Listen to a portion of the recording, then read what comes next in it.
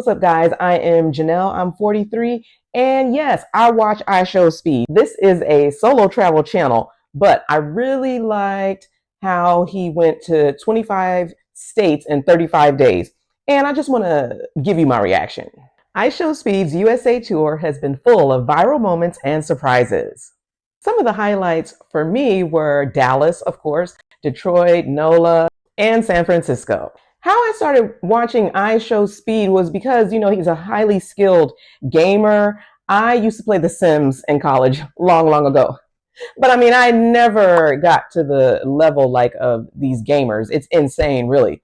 And what I really enjoy is watching when he pairs up with other streamers, like Kai Sanat, and they will do the marathon. He did Fortnite, he's done Minecraft, but it was chained together where they were doing all the theatrics. They literally were chained in the different rooms. And I was like, these guys are entertaining. And it was really cool to watch them hour 18 or 20 when they would fail levels where they were just so exhausted and just have to keep getting up and going again. It was really inspiring. So that's how I would watch him. And then now on TikTok, I see a lot of clips of him on the USA tour. So like I said, he went to 25 states in 35 days. I think that is awesome.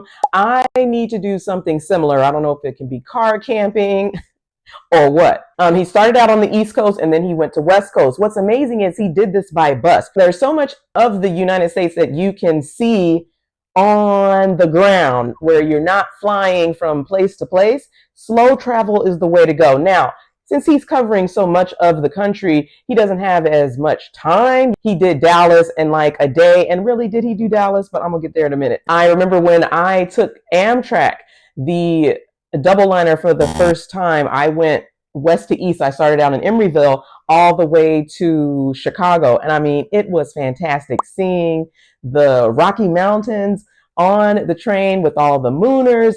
And I was there with a lot of older white people. I am considered to be old because I'm in my 40s, but I'm talking about older who could afford those expensive rooms. And we all were just there for one purpose, to sit and enjoy what I consider to be the best train ride in all of America. So many people skip Dallas. They want to go to Houston, San Antonio, or Austin. So I am really impressed that he chose the DFW area. He did go to Dallas, y'all, but what was amazing to me, for him to be a celebrity, his itinerary, it was just kind of like, what? I don't know if he was asking his fans, like, chat, tell me where to go. But y'all, he ended up in Frisco. Now, for this, I do understand because, dude perfect. I do like how the YouTubers, they just friend each other. Mr. Beast, he's the biggest content creator of all time. And he invited Speed once he found out about the tour. So, he was able to go to his headquarters in Greenville, North Carolina. And of course, Mr. Beast is going to have a skit and activities planned. And he then went on to check out Dude Perfect's headquarters, which is in Frisco, Texas. Whatever challenge they had set up for him, he was able to sign the wall. After that, he went to Stonebriar Mall. Some of these malls, I know they have their rules and regulations. They don't want streamers there. I do believe at Stonebriar, he was fine. He did want to go to Dave & Buster's, and they were telling him, no, you can't stream here. Later, he did end up in Deep Ellum. Like Deep Ellum, for those of you who've never been to Texas, you've never been to Dallas, I used to live there, and I was just very shocked that he went to Dallas in general. Also, his route. Y'all, he started out in Houston, went up to Dallas, went back down to Austin, and then left to Oklahoma City. So I was like, this is interesting. He was at the Hilton Curio. I saw when he pulled up on Magnolia Street. I did used to live in Dallas, and I was just like, Speed is here. For those of you who watch, he'll always start the intro like, we are here in Dallas, Texas. I know that the big viral videos were of him on the rodeo, but that took so much time for him just to travel there. He went to Funky Town, Fort Worth.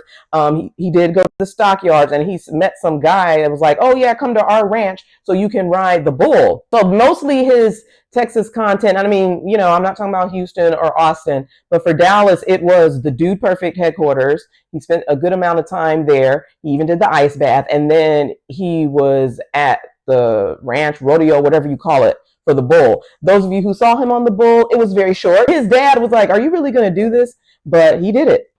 And he did end up coming back towards the end of the day to interact with his fans in Deep Ellum, which I thought was crazy. When people visit Texas and, they're renting a car, they're driving around, they are going to notice, just like Speed did, that most of your visit is going to be spent driving. It is so spread out. He was mentioning that he even said it himself in Dallas when he went all the way to Fort Worth. You knew that took a drive from Frisco to Fort Worth, then from there to some ranch, and then all the way back to Deep Ellum. That's why he got to Deep Ellum so late that night. Your time is spent in Texas mostly driving.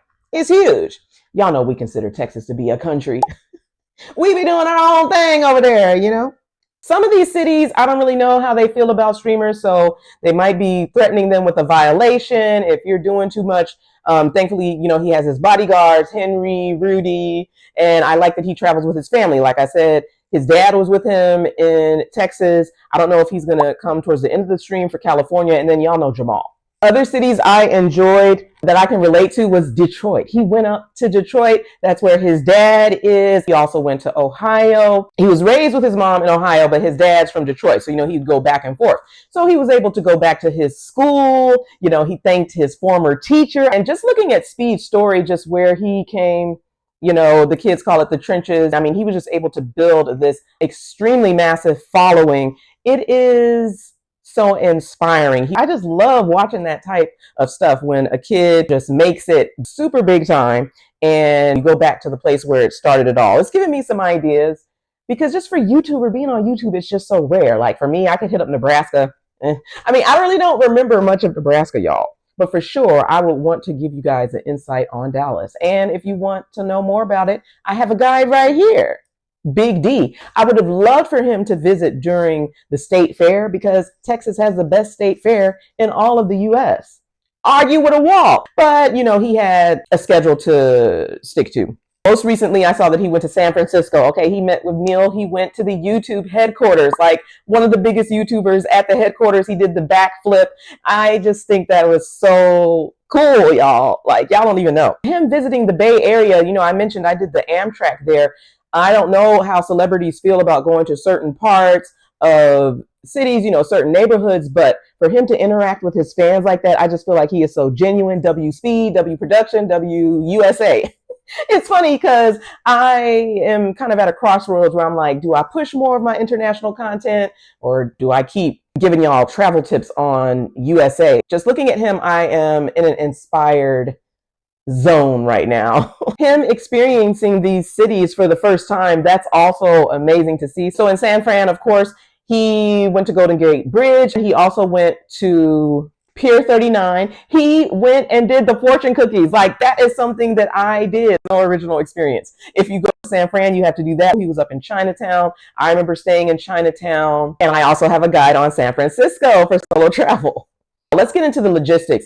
That bus, that multi-million-dollar bus, was fantastic. I like that he showed us all of the gear inside of his tour bus. The tour bus was amazing. You could see the bunks on the side. In the beginning, he was sleeping in the back room, but then as the tour progressed, he just ended up sleeping on the couch that was right in front of his monitors. Usually before he would go to sleep, him, Jamal, whoever would end up playing video games. And so he showed us the monitors, the mics, the cameras, just all the gear that streamers need. Like, it is a huge setup. There's even a second bus with all the production gear. I really liked watching it at night because that's when they were playing the lo-fi. It really set the mood for those of you who like just transportation videos in general, watching buses or trains, just go on the route. It could take hours. I love watching those types of videos on YouTube, and I like how they put in the lo-fi. He had so much aura when you would just watch the drone footage of him going from city to city.